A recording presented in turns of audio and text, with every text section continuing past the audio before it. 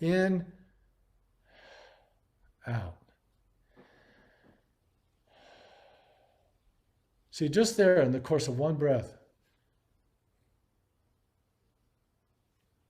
still, quiet. Go ahead and raise me on the turn. I will make my best play in this condition. This seems like it would appeal to a lot of high stakes poker players. You are training your mind actively, consciously. Well, why don't I just like willpower everything? I can just use my willpower for everything. Joy and pleasure, okay, and happiness. Game theory solution to life. So you could say all of this does tie back to making more money at some level. What's up, guys? Today we've got a very special guest, one of the most well-known mindset coaches. Would you call yourself a mindset coach, Tommy? I'm an all-purpose coach, strategy and mindset. Yeah. All-purpose coaches. Well, when I think of mental game in poker, like one of the key people I think of is you, actually. And I've come to learn that you've been playing poker for 50 years. It's very interesting. And I had no idea that you had put out so much content, that you're also a writer, and that you also make music. I didn't know. I had no idea. Mhm. I just known that you were like the best. My impression was, I mean, it's hard to say that if you're the best, but the best uh, coaches to help people get over their tilt and anxiety and all these sorts of things in poker. Yeah. Well, who knows what's better or worse, but I think I'm the first. Okay. The first? You mean the The first first mindset to, the coach? first to coach people directly on the mental problems that poker causes. Oh, okay, That okay. started in 2004. That is very early, especially Yeah. considering poker at that time was very young and Hmm. no one was going on. Yeah, it was hard to beat that time frame. Tell us a little bit about how you got on that track.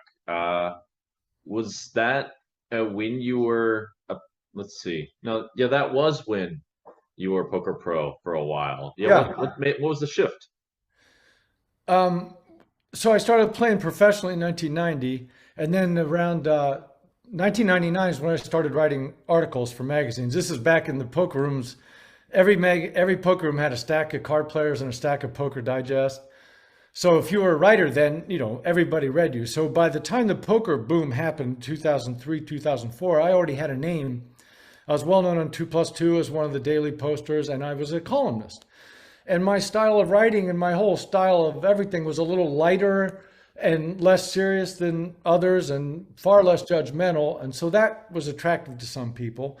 And so then when the boom happened, this is when in Elements of Poker, I tell the story. Some guy just wrote to me out of the blue and said, "Hey, you want to coach me?" And I'm like, "Yeah, I'll give that a shot." And so, as with most things, once I dive into it, I go full blast. And so I spent about 6 months putting together a program, putting together a website.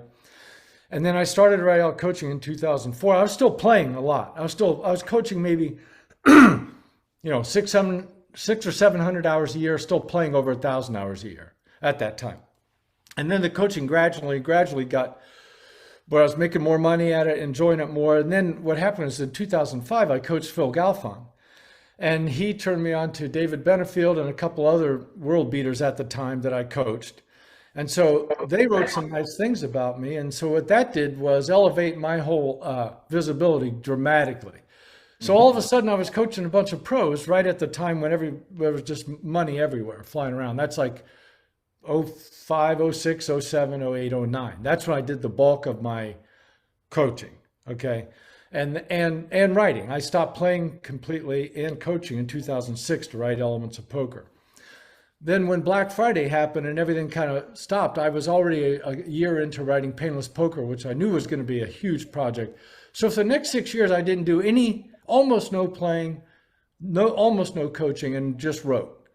And then in 2017, I started my current model, which is Zoom coaching, much easier, much more accessible. I used to do a 1 week program back with Phil and those guys, like That's pretty expensive. intense. Week of mindset coaching. I mean, Yeah, or whatever's needed, right? It is, yeah. whatever is needed, and So, it's just like with all the other things I do. It isn't like I chose to become a coach. It sort of just found me and that happened. And once I got into it, I've always been a teacher. I love teaching. I love learning. Um, my book Elements of Poker basically came from my first 2 years of coaching. Those were my notes that I learned about the stuff that was meaningful to the most people the most often. So that's a brief recap. Okay, I had no idea how deep your career goes back, but it makes sense. It is interesting always to see how things evolve in a way, and it looks like, yeah, it looks like an interesting way that you ended up finding a niche. Like at the first start, it sounded kind of crude, uh, and then there was more and more demand, and people really saw the value, and then it became cleaner and cleaner, and now Yeah. you've got books and you got all these videos on Run At Once. I didn't know you had videos, and you're making videos for Phil Galfond also. I may have to Yeah. check these out. He's my arch nemesis, by the way. I don't Oh, know if really? you're aware. I didn't know Uh, I think he's too busy to watch these videos, but that's his weakness is that he doesn't see me scurrying around and that. uh looking out for, picking talking to his underlings. I see. Well, you seemed like you're a good person to talk to because I feel like it doesn't uh well, I feel like he will I can turn you to my side. That's what I think. Oh, okay. Yeah, Let's see yeah. how that goes I'm then. secretly better than Phil, even though he's bigger and has an organization. Um, yes, so let's talk a bit more about what exactly you do. Like, how do you teach people to get better at dealing with the variance? Yeah, well, the place that I'm coming from at the root is to reduce unhappiness. That's Yes, it. Okay. That's the objective. Okay. yes. So I there's read reduce pain is how you put it. right. Well, reduce pain is certainly that's another accurate way of looking at it, but the word pain is a little wishy-washy in the area of poker. For example, most people don't think of boredom as pain Right. or Okay. impatience and pain. And I do. It's like any mindset that isn't either neutral Okay. or positive is pain. That's how I define it. Okay. But Okay. a word that's a little more tangible is unhappiness. Here it's an equivalent term. And Sure. so I kind of look at it like there's band-aids and cures. So let's say somebody's unhappy because they play too long, right? They play really great for the first 5 hours. Their expectation is great, and then they sort of erode. All right. So the band-aid is obviously, well, you need to quit sooner. Well, but Hmm. if somebody's addicted to poker in the moment, they can't just quit. That's the problem, right? Right. So the band-aid is to come up with tools and devices to sort of willpower your way through quitting at the beginning. But the objective is to reduce unhappiness ultimately. Yeah. And if using nothing but willpower as an unsustainable model, then something else has to happen. Something at a deeper level has to change so that that person can become a good quitter. Yeah. Go ahead. Yeah, that reminds me of a number of things. I mean, I for one, I actually got on a very similar track to you in a way, in that or came to similar realizations in a way. At some point, I Mhm. realized, well, why don't I just like willpower everything? I can just use my willpower for everything, and Yeah. inevitably, what happens? And I realized my willpower is not as strong as force as I thought. And then I realized, okay, well, I need to restructure my situations so to make my willpower flourish in the right kinds of ways. And as you said, I mean, part of that has to do with some kind of deep change within, which Hmm. I'll get to in a second, because the obvious elephant in the room is how do you make that change? Right. Right. But for the people that are listening, I'm not even like specifically talking about poker. This applies to poker and life. Right. Uh, and another conclusion I came to, by the way, is that the real currency to achieve is not really it's not really money, in my opinion. It seemed like you were alluding to this, but you didn't really, at least from what I read, you didn't like put it in exactly these terms. But now on the podcast you said remove unhappiness. Hmm. So in a sense, the real currencies, the ultimate currencies to be achieved would be lack of unhappiness, Yeah. basically more and more happiness. Right. You can say, Right. which has, in my view, two sides to it, because there are people who are really really good at producing joy and really really good at not producing joy, but that's like big topic in and of itself. But Uh-huh. let's back up to you and your career. It sounds like that's the path that you're heading on. Please correct me if Oh yeah, yeah, okay. absolutely. And I want to ask, okay, so we have this idea. It's a grand idea. It's very nice. How are we Right. gonna make that change within? How are we not gonna be bored while sitting at the table? I'm bored as fuck a lot of the time. I'm Yeah. in the middle of a tournament, and the way that I release my boredom is a little different from others. Please go ahead and. Well, I'm dying to hear that. Okay, so I'm going to. What happened was in the 90s when I was playing, and one of the reasons I'm qualified to coach people on all the dark side stuff is because I've been through it all. Okay. I've been banged along the bottom for years, and I'm uh, just everything. Okay. Hmm. So in the 90s, when I was playing for a living at the beginning, I knew I had to, I needed to calm my demons at least a little bit, or I was not going to survive as a pro. So that's how it became my quest. But I had no tools. I had no coaching. I knew nothing. I'm just banging around. Right. And then in 2003, through a number of circumstances, I quit drinking and this and that. And I kind of did a whole life turnaround. I really hit bottom. And then I took up meditation, daily meditation. Now, it was because I was already 45 years old and because I had already tried and failed with so many ways of fixing the demons, we'll call them. Hmm. That's why I was poised to for meditation to take fire within me like crazy. And I've seen this with others, right? Fire, So the I fiery knew calmness of meditation. well, no, I mean it caught fire. It caught fire. In other words, within a week of doing it every day, I knew that all I had to do was do this every single day of my life and not skip a single day, and everything was going to be fine. I knew that Hmm. absolutely. And that's like my fifth book is called Dailiness. It's the only non-poker book, but it's about how to sustain a meditation practice. Okay. So I've been meditating for at least a half hour every morning, every single day for almost 20 years in All right. addition to other mindfulness stuff and throughout the day. Okay. So when I What else? started taking meditation to the poker table, which I did right away, starting in 2003, 2004, because I was primed, the changes it made in my game and my mindset and my life were so immediate and so profound. I was like, holy cow. Now, it's not going to have that effect on everyone, but I will say, in answer to your question, what can someone do to permanently change the working of their mind physiologically and psychologically? Daily meditation. And along with the teachings, along with reading, along with everything else that goes along with that. And the way I like to suggest it is like, let's say somebody's going to go to college for 4 years. They're willing to put out an enormous amount of time and money for the purpose of being happier later, right? They might enjoy the college experience, but it's an investment in the future, right? And people are willing to invest huge amounts of money 4 whole years because they think it's going to make them happier later. That's about what it takes to develop a truly solid, awesome meditation practice that has transformational power. Is roughly 4 years of effort. I mean, it's not a small accomplishment. Now, you can get the benefits. You'll get some benefits right away, immediately, just from 1 minute. Like if you and I did a 1 minute meditation right now, you would feel better. There's no Right. question. It's guaranteed. So, but if you want it to be enough to actually make you somebody who's never bored while playing poker, can you imagine that? That takes an effort. That takes some serious work. What about someone who's in perpetual joy? Define that.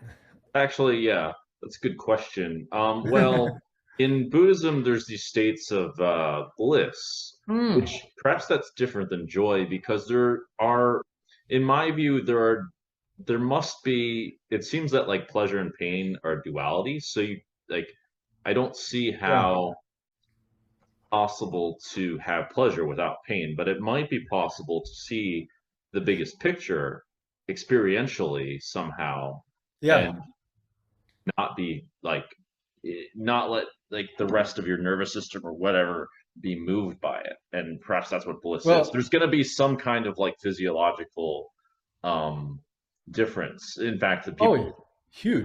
who are enlightened do have these physiological differences, and there are some Right. stories, in fact, from history of people who have achieved such states. Right. Now that takes a lifetime of practice to get what you're talking about. We need to clarify some terms here. Okay, Okay, joy and pleasure. Okay, and happiness. These terms. All right. So you brought up one of the key points. People say to me all the time, "I don't want to become emotionless. I don't want to get rid of the pain if it means I get rid of the joy." Right. right. That's what they're afraid of. So And in there's fact, well, go ahead. Go ahead. well there's carnal joy, sensual joy. There's the joy of thinking about, fantasizing about winning the World Series of Poker. None of those qualify as what Buddhists think of as joy or bliss. Those are still all material world attachments. Okay. The joy that comes from a long, dedicated meditation practice is the joy of nothing bothering you, of like for example, if would have pinged you right 1 minute before this call and said, "Oh, I can't come," Yeah, if you would have felt any frustration, that's a 1 unit of unhappiness. If you have a super strong meditation practice, you can get to where none of that bothers you. Being yeah, late, being stuck in traffic, 2 hours on the river. So the joy is the act of not experiencing all of these little annoyances. That's the bliss state, is that you know that nothing's going to rattle you, nothing's going to throw you off. Okay. That's way different than the joy of eating an ice cream sundae. It's not that kind of joy, right? It's the joy right. of peace of mind, of being unperturbable. Yes. Well, that would be the most powerful state possible, but then also the happiest state possible Exactly. if So that it's you don't real. give up anything. There's no giving up, oh, I can get rid of the pain, but I got to give up happiness. No, you give up the pain and that defines your happiness. That is the definition of happiness, is like no pain. I mean, that's one way of looking at it. No Yeah, mental pain, right? yeah.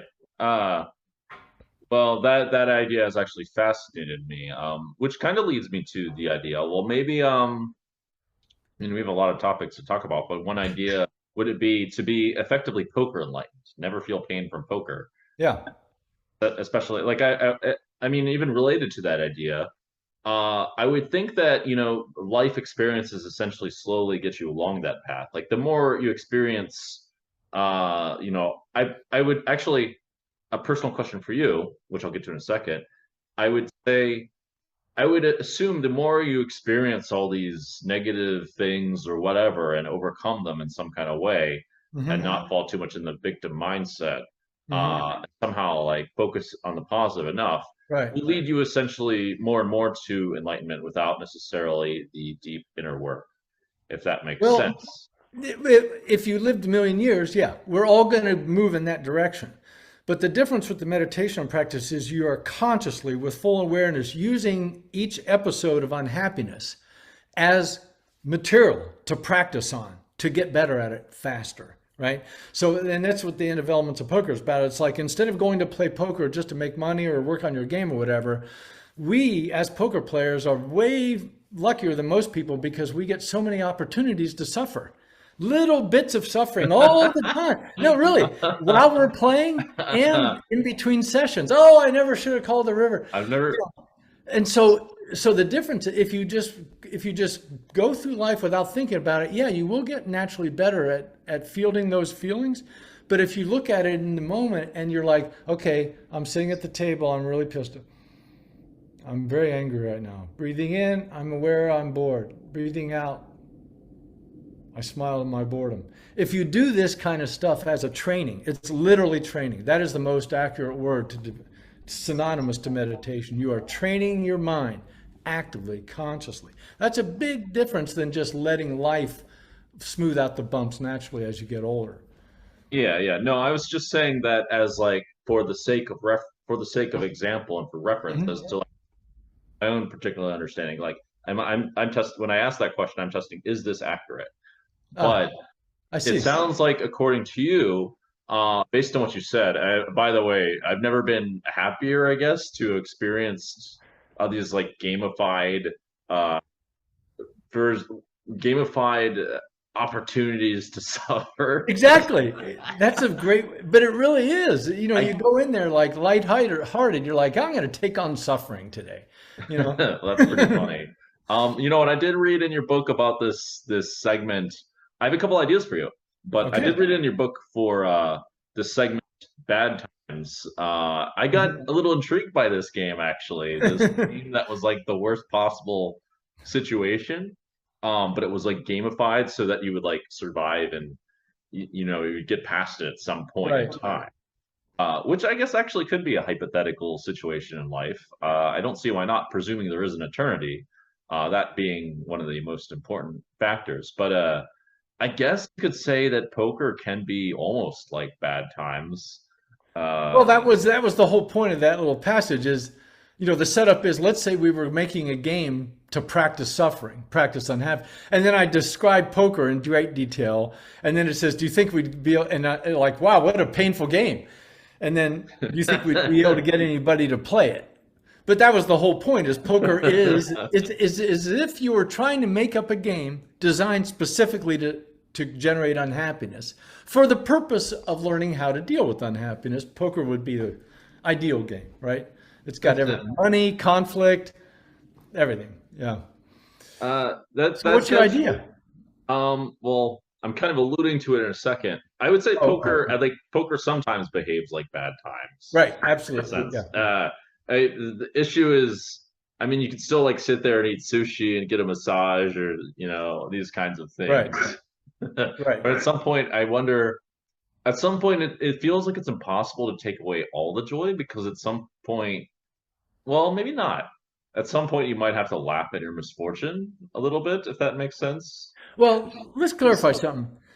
If you started meditating every day tomorrow, 5 years from now, you would still be unhappy at the table. Stuff would still bother you. Everything, it would just be less, right? It Sure. isn't like we can just make this stuff go away. I'm playing poker 2 or 3 days a week, and if I get sucked out on a 2-outer on the river, it stings, but just a teeny bit and just for a small period, right? So it Really? isn't Okay. like you can just get rid of this shit. It's just a matter of minimizing. That's why I use the term reduce unhappiness, not Right, right. eliminate. Your Well, the path is to continually reduce it. thought you can get enlightened. You can get enlightened though. Uh, if you can get enlightened, you essentially remove all unhappiness. You mean permanently enlightened, like a Buddha? Yeah. Yes. I don't think that that's possible for guys like you and I, starting this late in life, being in our culture. That's just my opinion. You The know, Buddha, generally the Buddha speaking, himself started at 29. no, he started way earlier. Yeah, he started meditating with the Medicants at 29 for his 6 years or whatever. But he was an old soul and saw the incongruity with suffering and everything back when he was in a palace, much in the Yeah, palace. but that's like, I mean, you know, we can see that. I mean, we can see that today pretty easily. We don't have to, you But know.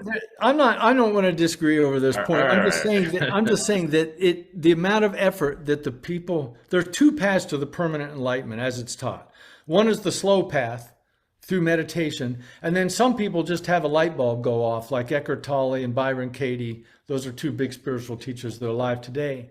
Mhm. And according to their story, they just suffered miserably for 10 years and one day woke up and were permanently enlightened. Okay. I think both of those are not viable goals. Let's put it that way for us. That Um, shouldn't be the reason you're meditating. Okay. well, we'll leave that one to the side, and you're Okay. sort of right and wrong according to my understanding. There's a Okay. little response to it. But anyway, based on what you're saying, it seems like poker is actually a good training ground for this kind of stuff. Like at least, Yeah. okay, forget about like full blown enlightenment. Okay, I've Right. lost a limb. Who cares? Yeah. No, forget about that for a Yeah. Yeah. second, Okay. Fair enough. because apparently it's possible. But whatever. Right. Um, let's just say we can become poker enlightened. We can say, Hmm. okay, I just got two outed for $500,000. Who Hmm. cares? And Hmm. kind of it is who cares. It depending on how successful someone is. I mean, if it affected your life, it would be a bit different. But maybe that's possible. And in which case, I'm thinking in my head, well. actually attaining this incredibly powerful and incredibly happy state of being Hmm. enlightened. By the way, this is like in my mind the equivalent to playing game theory optimal for life, so you become fully enlightened. It's like you no longer have. It's like playing game theory optimal in poker. It's playing optimally in poker. You're like it's the aligning with logic and the emotional push, the motivation that pushes you to play. Yep. That would be enlightened poker, you could Yeah. say. Oh, yeah. And well, that's what intrigues me about enlightenment, or Yeah. like game theory.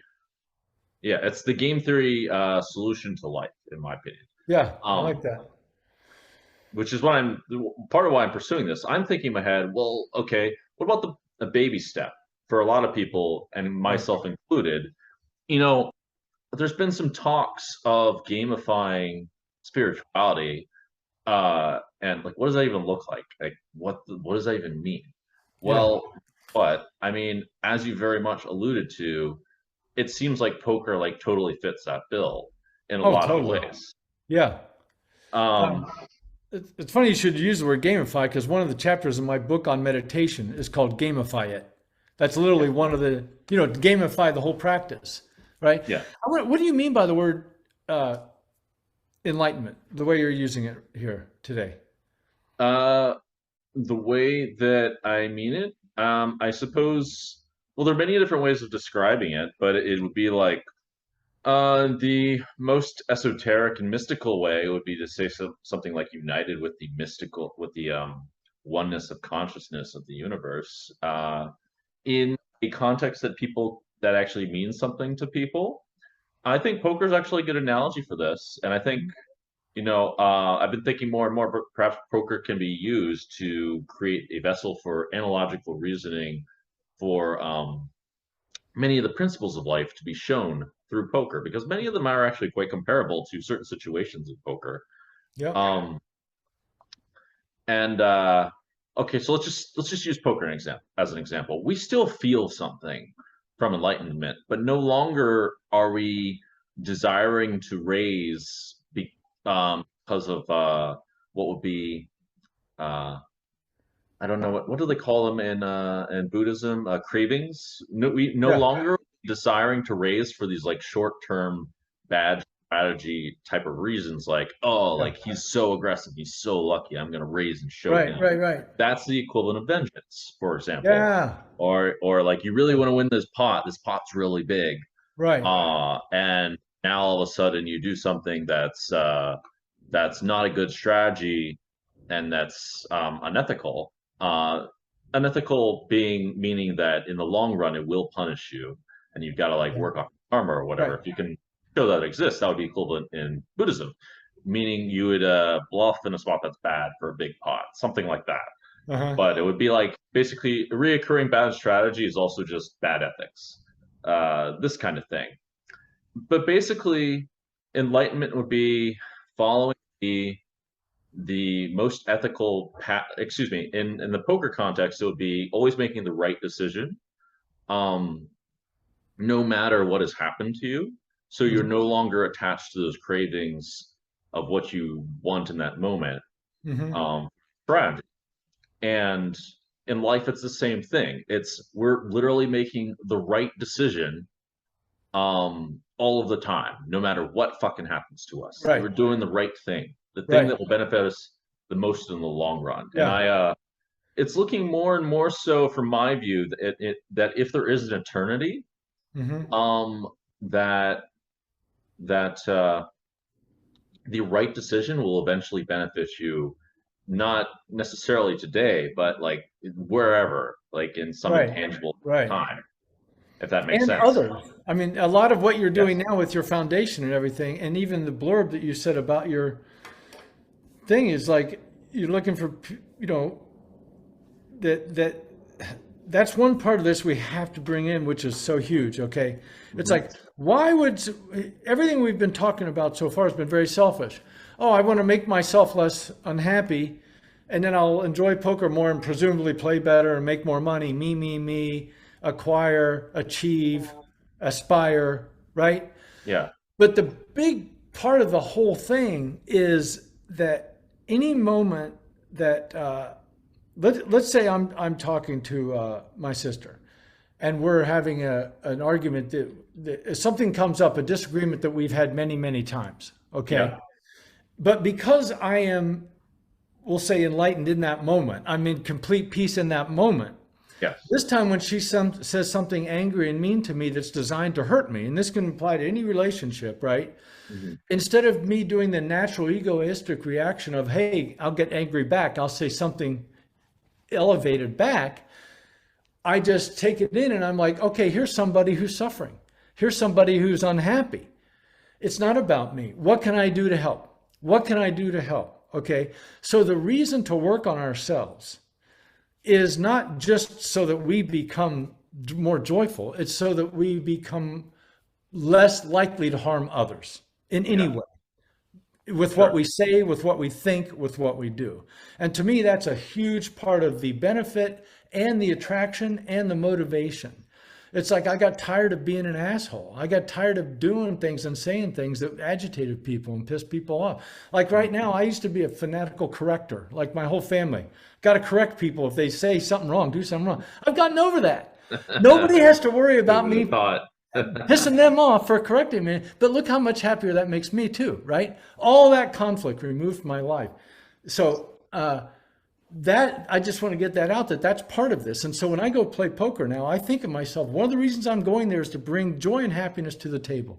I want to be an agent of peace in this little circle of competition, so that anytime anybody looks at me or thinks of me or whatever, they get a warm vibe. I'm doing that as a community service, but it is Mhm. also benefits me. Such a win-win. Sure. Well, Yeah, it's the win-win. This is what the right. podcast is. Exactly. Winning That's why game I'm, of life. Is there a yeah, solution? yeah, Maybe poker can be a tool to be helped in a way yeah. for the spiritually inclined. I mean, it is like a spiritual journey. It's a spiritual, like, there's something spiritual about poker in that you face yourself. Oh, But yeah. yeah, forget about total enlightenment for a second, but basically just like, uh, I mean, yeah, just the idea of using poker as like a method to get closer to that and to see Right. those Yeah. and like to And see those sorts of things. even though it seems like it's a community event, like when you go golfing, we're really on our own, right? Yeah, Mentally, I mean, we're on our own at the table. That's another thing. I'm supporting what you said, that it is a great opportunity for looking deep inside, you know. So, well, not only that, but there's like a little bit of a parallel that I personally noticed, that in what you were pointing out to, like being a source of joy and a source of peace for people in their lives. In that when you're playing poker, there are some aspects of the game, like what is mhm, the game exactly, that should be considered if you're really trying to maximize your EV, which are, for example, you don't want to be a cunt when you lose. mhm. You want to, how do you say, you want to always be well mannered. If you are always happy, it actually leads you to you getting more and more money in a sense, because it'll lead you to getting um, invited back to games in a lot of cases. Whereas if Yep. you're a Good cunt, point. you're negating your EV. So Yeah. there's a pretty soft parallel between that and taking those same principles and applying it beyond poker to strategy and social behavior. Yeah. Yeah. Overall, if that makes sense. It's most beneficial to be a good person at the poker table. It's most Right. beneficial to be fun, Yep. to be ethical also. Yep. An interesting thing. But let's get back to the topic of Buddhism and poker and all that. I mean, Okay. isn't one of your books essentially about combining Buddhism and poker? Yeah. It's called Painless Poker. The premise is kind of funny. It's fun. It's basically me teaching a 2-day seminar with 7 poker players. Each of them was beamed to the clinic magically at their moment of greatest pain, at their moment of greatest poker pain. So you have these 7 wide varieties of characters, right? Every kind of poker player. And each of them, it was really fun to write because I got to write their life story and have their moment of greatest pain. And then we have this 2-day webinar, and they're all very resistant to all the Buddhist stuff at the beginning. But over time, They get warmed up to it. And that's essentially the plot of the book. It's got quite a bit more than that going on. Um, but yeah, it just seems like the two go together so well. I mean, sitting meditation, what do? You sit. Yeah, What do we do when we play poker? We sit, that's a right? fair point. I didn't think about that. Yeah, and so it's like the two main elements of the Buddhist sitting meditation. Well, three is posture, awareness of your posture. So what I tell guys is like there's some of the stuff you can take to the table tomorrow and it'll help. For Huh. example, sitting up straight, right? If you're sitting there like this and you're like, blah, blah, and all of a sudden you decide like this, by some definitions of the word enlightenment, that is enlightenment. That's in the moment enlightenment. You've brought total awareness to yourself. Right? Anytime you're Okay. aware of your body in any Yeah. way, like let's say you just place your hands like that on purpose, that's mindfulness, pure mindfulness. Anytime you're aware of the in and out of your breathing, breathing in, I'm where I'm breathing in, breathing out. That is something you can do at the table. And then the other one is awareness of your thinking itself. Okay. Now, by doing body awareness and breath awareness, that opens what I call the wedge of awareness to where you can become aware of what you're thinking. Oh, I'm really upset right now. Oh, I'm really happy right now. Oh, I'm really bored right now. And from the beginning of psychotherapy, whatever, the act of labeling your feelings consciously in any way whatsoever is a very common act among many mindfulness practices because you literally are at a higher level of consciousness. You are at a normal level of consciousness where your brain is just banging around with all the stimuli, and then you take a moment to go up and say, what is my mind doing right now?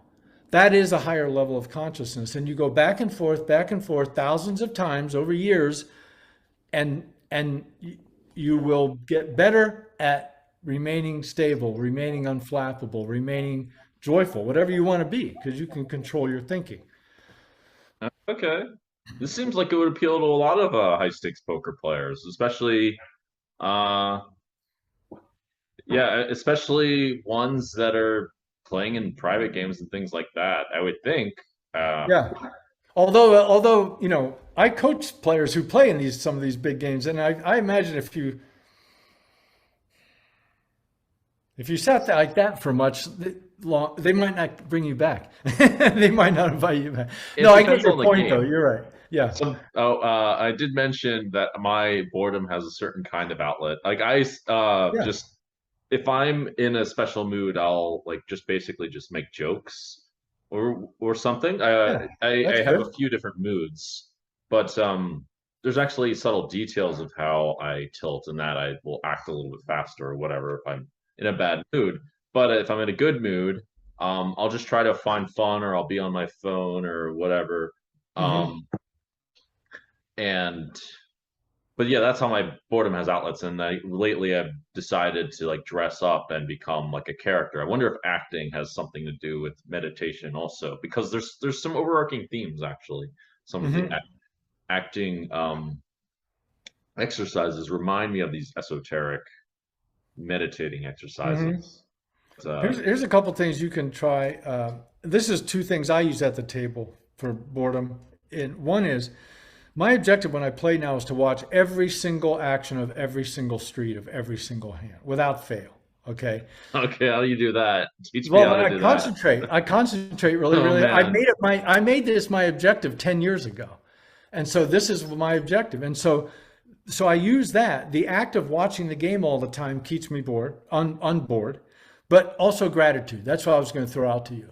When you're feeling a little bit bored and frumpy and despondent, just remind yourself, hey, it's Tuesday afternoon. I'm playing poker. How bad can it be? Right. Fair So these are just tools I use.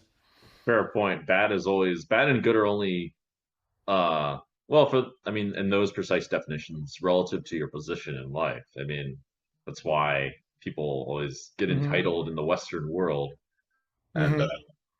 it's the source of a lot of entitlement, you could say. Yeah. Um,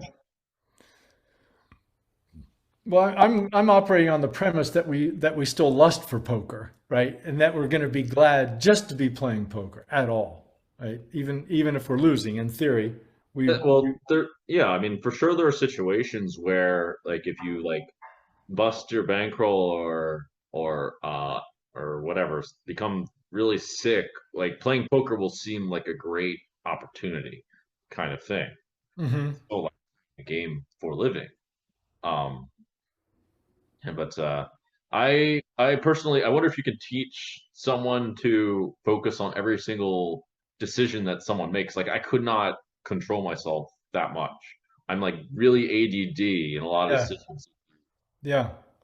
Uh, Well, you never trained at it. It's amazing what's possible with training. I mean, look huh, at musicians, look at athletes, right?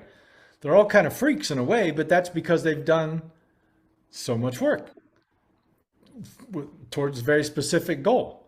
yeah. I bet you if you set your mind to it and you decided, I'm going to be somebody who can play poker for half an hour without taking my focus away from the game, you could do it if you set your mind to it. Okay. Um, I was expecting you to have like some method of doing that, but Oh, I do, but it takes a lot of time. It take more than anything, it takes fanatical devotion to the effort itself, right? It's like losing weight. Let's say if somebody wants to lose 30 pounds, they know it's going to take a while and they know it's going to take a sustained effort, but they also know it can be done, right? yeah. Well, if you want to focus for a half an hour without breaking focus, it can be done, but it will probably take you about as much work as it would take to lose 30 pounds. Okay. It would take that much work. Maybe. I don't know you well The enough. 30 I pounds don't is know you like yet. I'm 30, talking about the length of time it would take 30 to pounds. training, the amount of training it would take. 30 pounds is like a lot of weight, man. Like you, so you lose two Well, pounds in fucking weeks.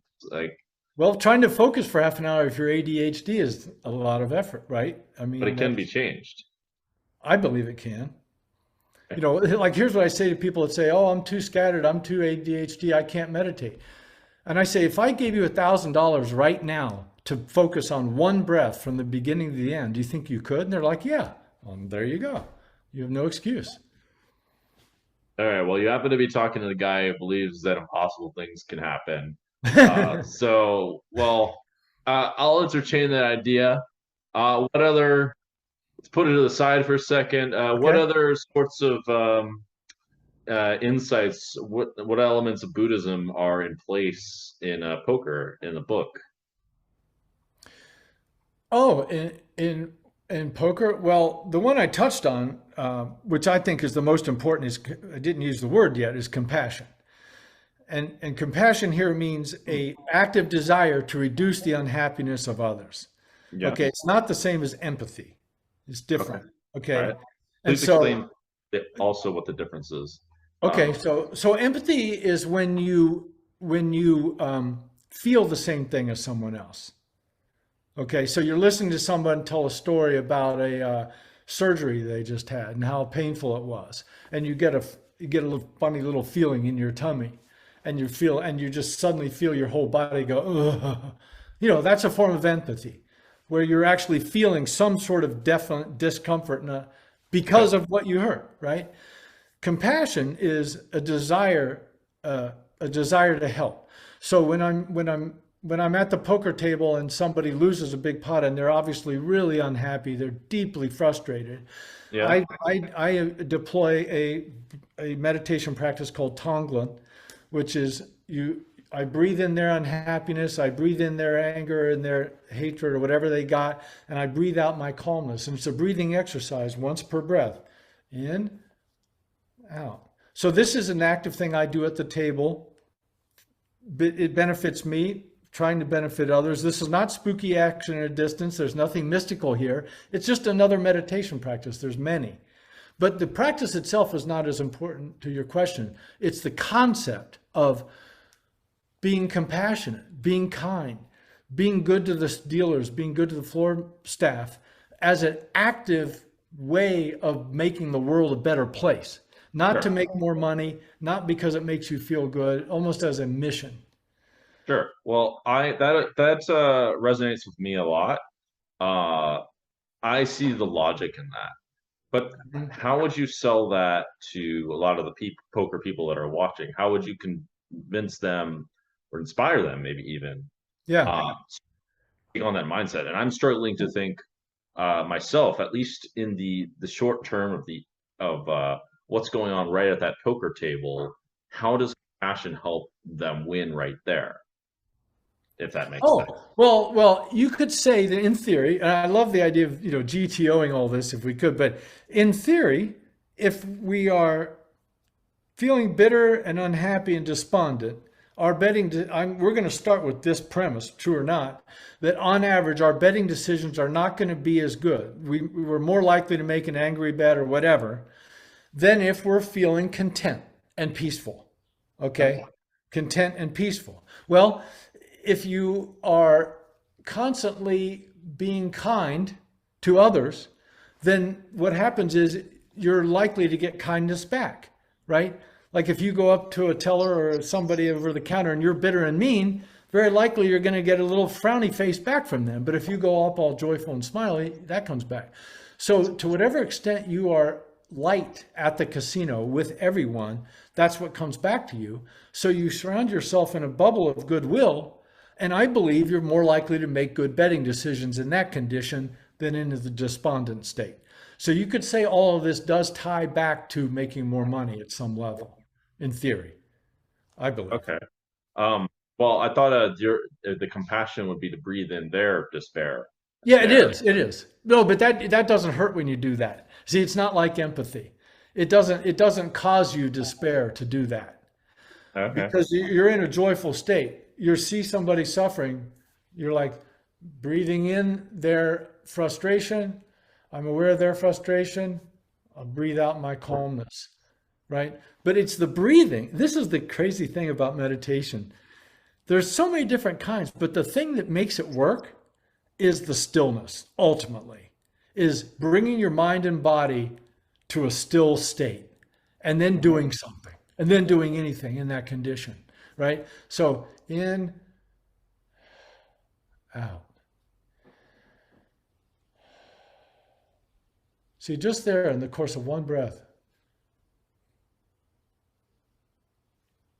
still, quiet. Go ahead and raise me on the turn. I will make my best play in this condition every time. I can't not. That definitely is the best, most empowering state for sure. Yeah. Better than the options. That's the other thing. It isn't like this is going to cure all ills, but it's better than being angry, right? Oh yeah, for sure. Well, it's most rational in that sense. Exactly. Yeah. That's the thing I love about Buddhism. It's like it's purely atheistic. There's no creation story, there's no handed morality from above. It's all about experimenting and what is real all the time. It's more atheist. Yeah, it's only about what's rational. I would say that that the extreme rationality is just like it just depends on the perspective. What do you call God, etc. Um, Mhm. just like another way of looking at it. Um, but that's something that really appeals to me because like a lot of these spiritual things seem to make all these assertions, and I'm sitting here thinking, why should I believe this is true when I can like focus on things I know are true, Yeah, and have limited time. right. And that's the interesting thing about Buddhism is there's so much logic to it.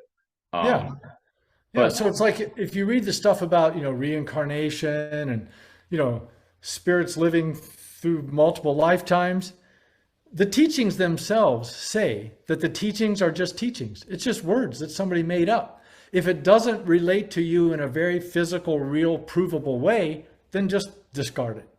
Meaningless, right? It's sure. you can definitely do a la carte shopping through the teachings, and that's encouraged. You work on what makes sense to you. Yeah, yeah. That also makes sense. It checks out with I built like a whole like philosophy around this, as it You turns did. out. Yeah, Uh-huh. Have you that's written this? huh? Is it Uh, written? well, some of it. It's more like Okay. we'll get um Maybe we should uh, write a book. maybe, but I think let's try.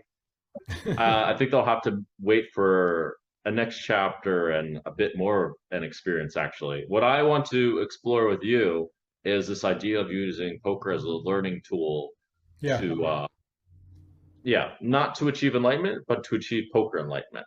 Yeah, I like it. Be, there's all sorts of variances of that basically parallels the real world, as we've said. Um, we'll have to, yeah, it's an idea for the future.